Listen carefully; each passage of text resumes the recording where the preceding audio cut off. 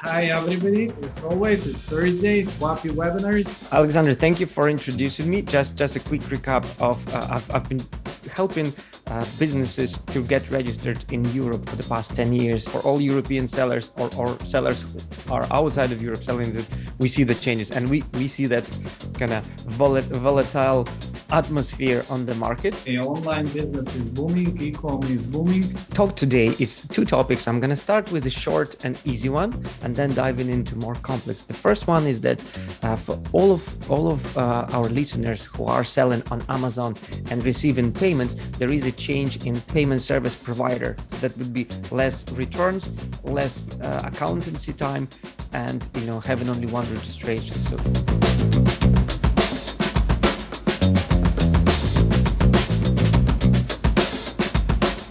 Hi, everybody. As always, it's Thursdays, WAPI webinars, and I'm very, very glad to have with me today Alex Chernenko. Hi, Alex. Thank you for joining us today. It is our second webinar together with you, right?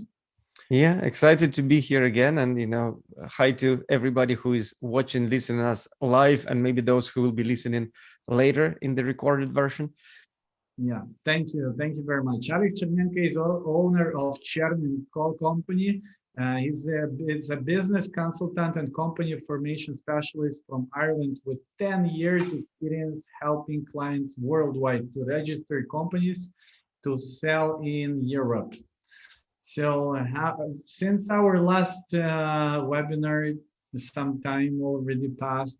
So what news do we have? What changed since, I think half a year already passed?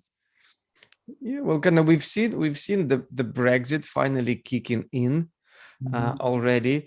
So that was some changes to the UK and European company registrations, transactions, and now we have another big changes that are coming, which is global European VAT changes that are also been postponed to July. So the last 6 months and probably the next 3 months is a transition period across many areas, including European companies, European compliance, VAT, and now we see it even further with more restrictions. So I think for all European sellers or sellers who are outside of Europe selling it, we see the changes, and we see that volatile atmosphere on the market, but positive. People are actually growing their sales with everything in lockdown. We see e-commerce industries booming.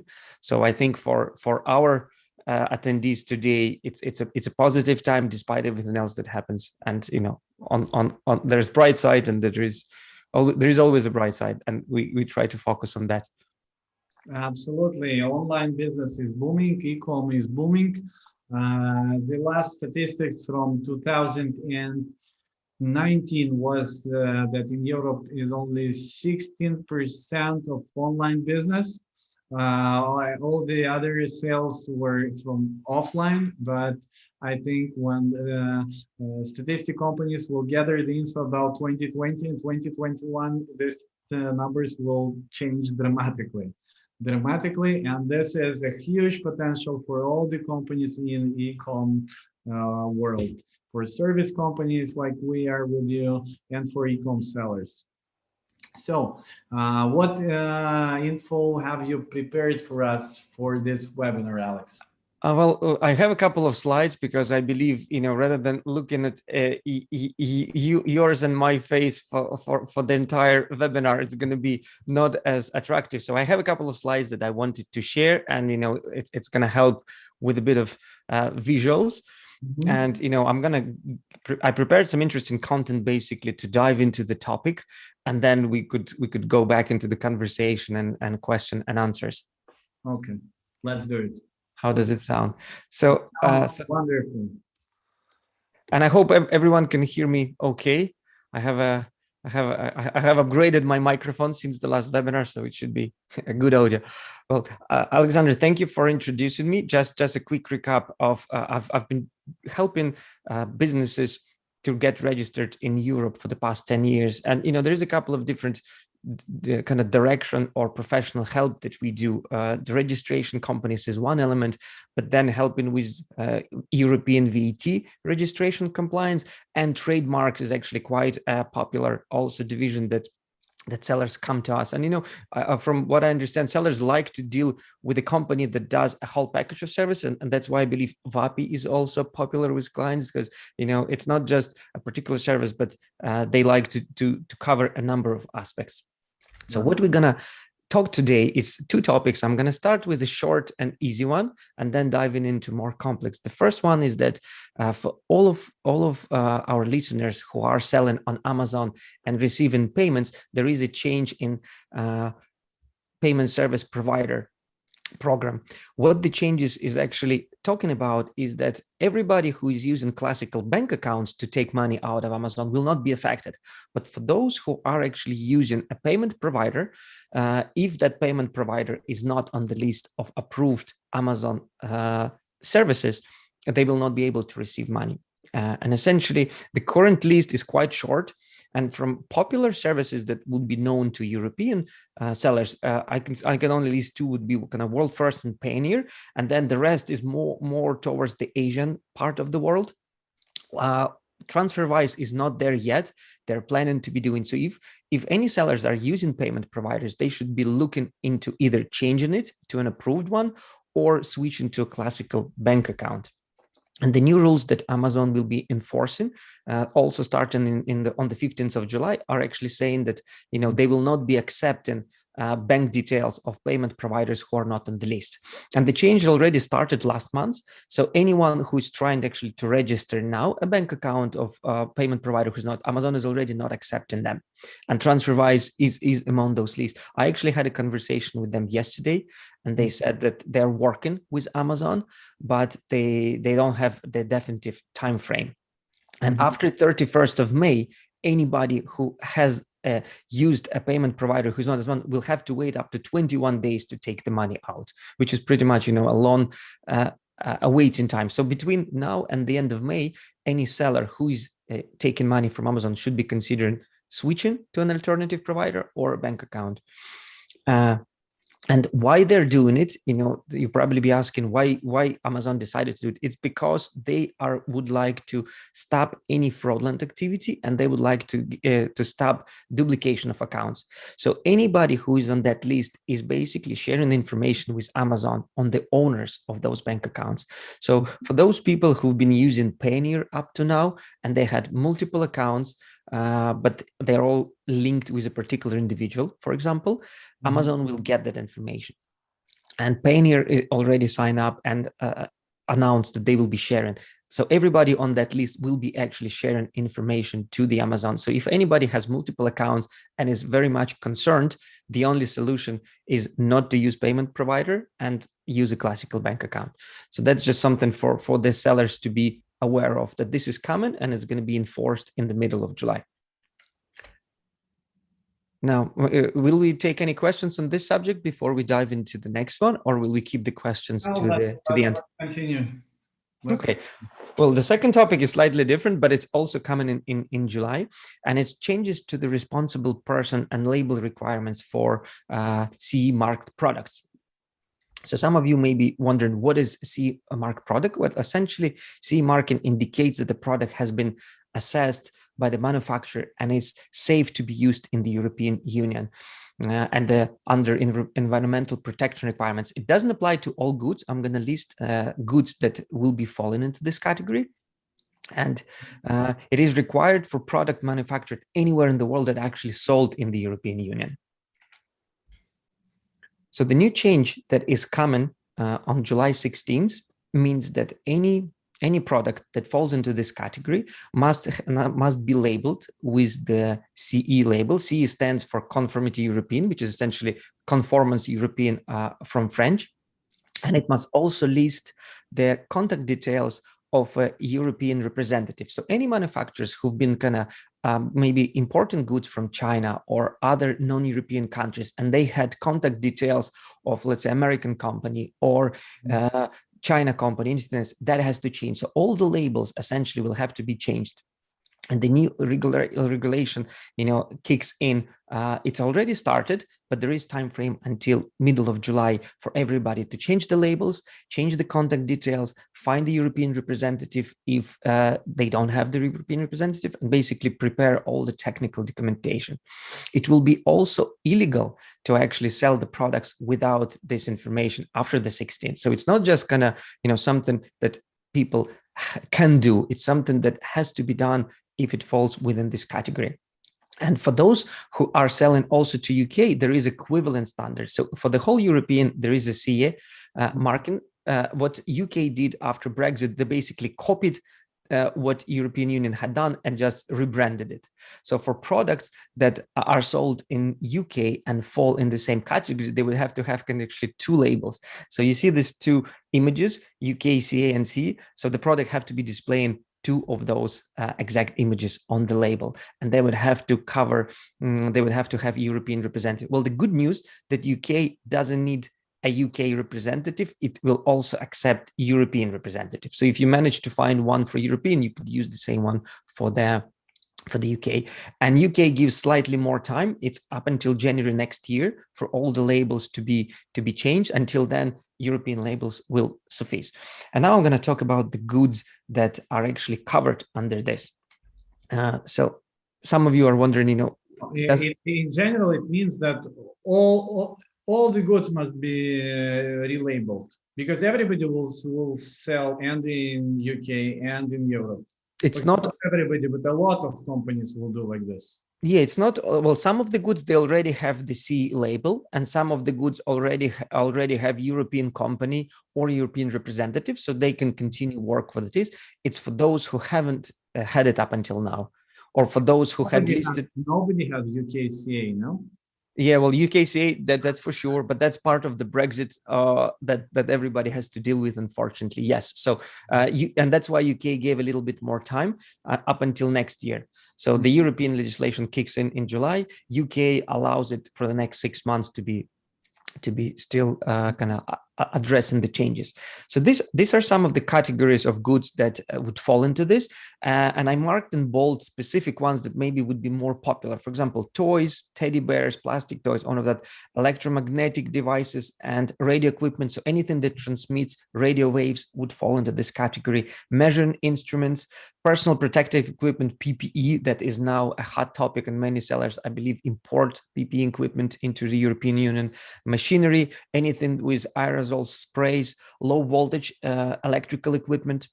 So they would all fall under this category. And as you can see, there are other ones that would be more industrial, more construction based, that would be maybe less popular among sellers.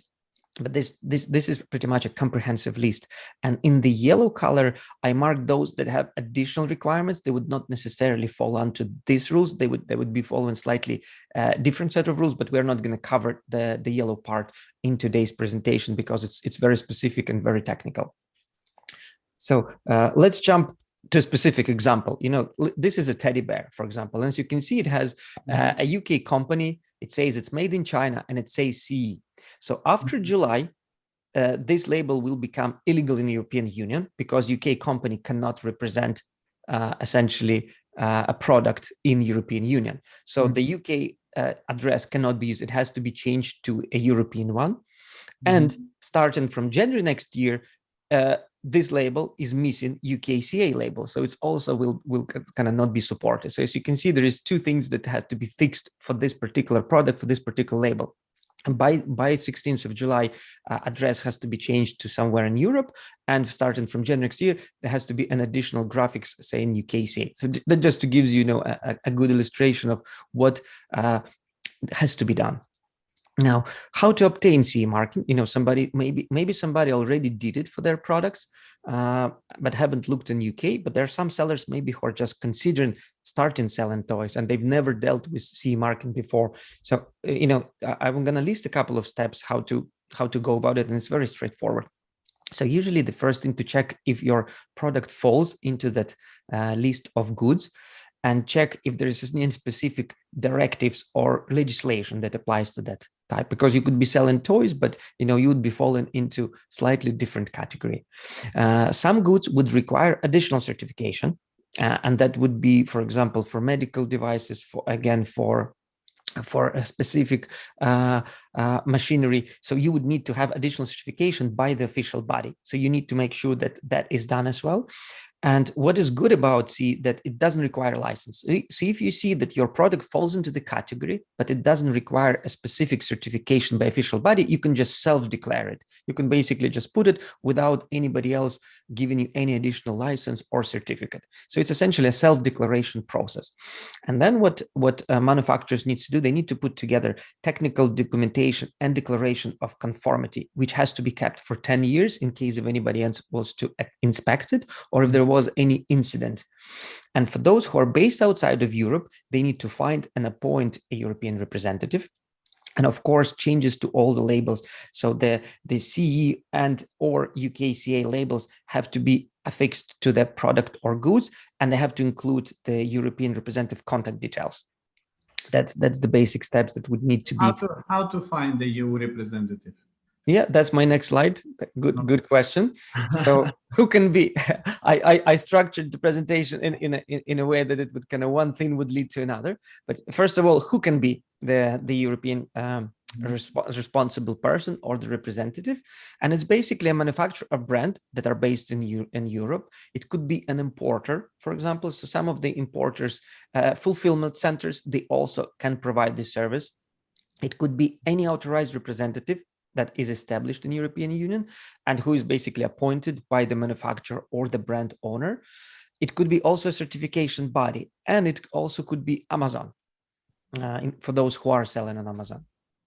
So some testing laboratories who are issuing certificates and official bodies, they sometimes offer to become a representative, but not always. So this is a list of some of the certification body for specific goods that they have to certify. They also can act, but if you contact them directly just for representation, they probably will say no. So they usually represent only those who also get certified with them. So for toys, for example, they wouldn't be interested to represent because it's not something they do usually.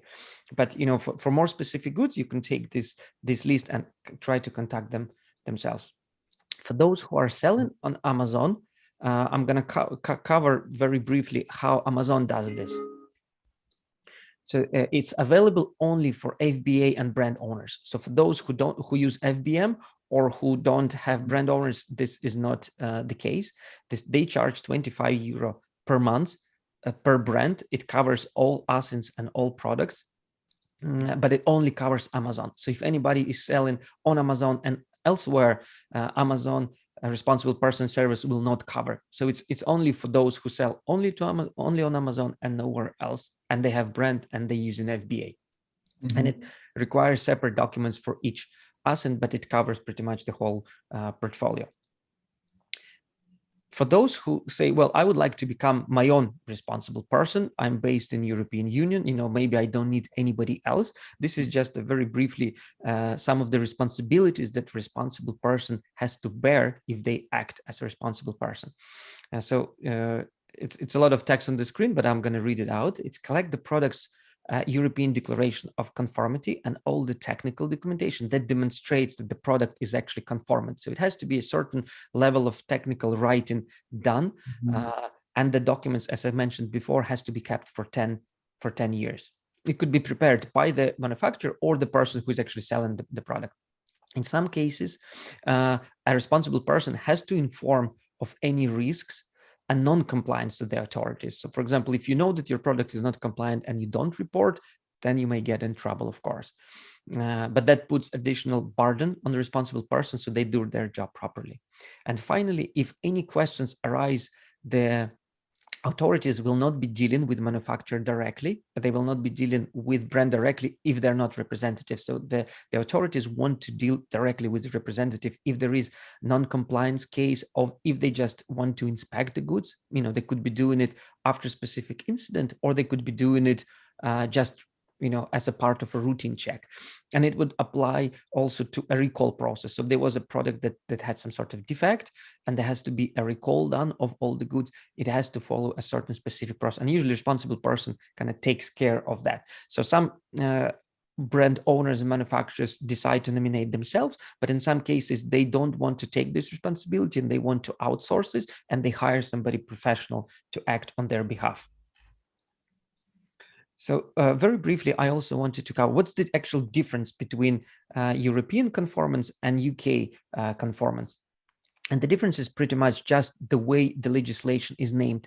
What UK did, they kind of copied or replicated and renamed. So if we look at all the documentation that somebody prepares for Europe, the same documentation could be used for UK. The only difference would be is renaming the standards and renaming the reference to legislation.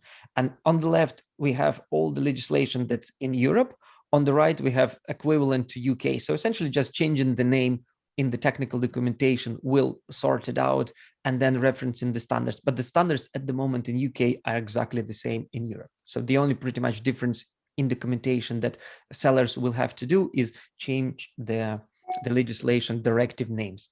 Sounds like not a very difficult task. Yeah, so if somebody has a document and they want to do it in UK, just use pretty much this list, make sure it's up to date, and do it elsewhere. So what we prepared for attendees of this webinar is that there are always sellers who want to do things themselves, and there are always sellers who are looking for help. So for those who would like to do it themselves, we can send out a draft technical documentation and how to draft Declaration of Conformity. So if you guys would like to know how to basically do those documents yourself, what information has to be included, you can just fill in the form using this link, or I guess the link will be provided, and we could send you those samples so you can do it yourself. But if you don't want to deal with it and you believe you are falling under this category and you need a European representative and you don't want to chance things, you want somebody professional, then we would be happy to provide you the yearly service that would cover Europe, UK, and pretty much making sure that you are compliant and all the boxes are ticked. So if it's something that would be of interest, I would be happy to kind of receive those inquiries, and we will keep the special price up until the end of April. Just mention WAPI when you contact my. I understand EU or UK, EU plus UK, and what is toys? Yeah, well, toys is usually kind of straightforward. So for toys, there is a lower fee because that's something that doesn't require a lot of technical documentation, and it's a straightforward. So for those sellers who are in this sector, it's very straightforward process. Okay, that's why it's a much lower value. Now, what another thing that I want the sellers to be aware of, and it's something that we kind of didn't talk before, is for those who have trademarks registered in UK with the European company. After the Brexit, there wasn't a lot of information being circulated, but for those who had European trademarks with the UK company or had UK trademark with the European company, there also has to be some changes done. And the changes are basically as follows. So if a European company had a UK trademark, the UK trademark requires to have a UK address. So if you have a UK trademark, but you're using a European company, you may consider updating the contact details to a UK address. And the similar circumstances would apply to a UK company with UK trademark, because in order to have a European trademark, you would need to have a European address. And since UK left, many businesses kind of haven't really addressed it. They haven't changed it. They haven't looked into it. But it's something that is officially from the 1st of January this year. It's not enforced kind of a lot. There are some, how to say it. So the way the patent offices look at it is that, if there is no issues and people leave it as it is, they're not going to get in trouble. But if there is any communication required by the patent office to the trademark owner and the details is not correct, then a problem could arise. So I'm advising all the sellers who fall into these categories between Europe and UK company trademark that you update and make sure that you use the local address. And again, it's something that we could help with, or maybe you have additional company that you could change the address to, or you could hire a local solicitor for that. But if you have a company and a trademark in different jurisdiction, I strongly suggest that you update those details, and you also do it kind of by middle of this year, because starting from July, we expect that more enforcement will happen, and this will happen across European directive. It will happen across VAT and tax compliance, and it will also happen from intellectual property and trademarks point of view. So we expect that kind of starting from July, more enforcement, more fines, more penalties will happen. So between kind of now and July, I would advise sellers to be looking in this area as well. So that's pretty much, all I wanted to share. It was half an hour of information. Let's take some questions and maybe look at particular cases. Yeah, thank you. Thank you very much, Alex. Please, everybody, write down the contacts and ask all the questions directly if you have them. If you can switch off the presentation, yeah, it would be wonderful. So thanks again for bringing up all these topics. They're very, very important, and this is what's happening in this year. And I think every seller will have to spend some time to suit the new rules, right? Yeah, I mean, we didn't discuss the VAT changes, but that's probably take completely a separate webinar. So maybe you can tell about just in short. Yeah, well, the European Union makes it easy for European sellers to be filing their VAT returns. So instead of having a registration in all different countries, one-stop shop coming, and those rules have been again delayed also up until July this year. So any seller who sells in European Union, they could use basically a single registration and to send VAT returns for all European jurisdictions just from one location, essentially. So that would be less returns, less accountancy time, and having only one registration. So these are kind of positive things again for sellers. They're also already somewhere in internet the documents how it will work like in details. Yeah, I mean, this is something I've been asked maybe to do a different webinar on this, because it's going to take pretty much an hour to cover. We have to do it 100%. It's very important one. But today, yeah, I would say kind of the European representative and the labels. This is something that is quite short. And in terms of, let's say, in terms of taxes, a seller could just ask accountant and they will do it for them. But when it comes to labels, it means if you have already products and they're not sold, they would have to be taken back, relabeled.